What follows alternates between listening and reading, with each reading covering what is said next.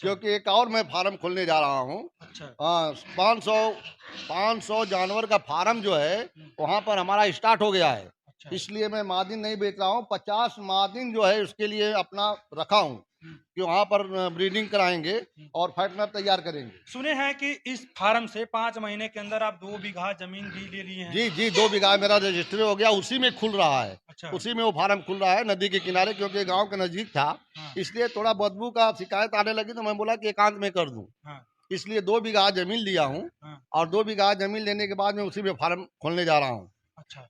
और दोस्तों इस फार्म के सब फार्म की कमाई से हुआ है कि जो पहले कमाए थे उससे हुआ है? नहीं, नहीं, पहले जो कमाया था उस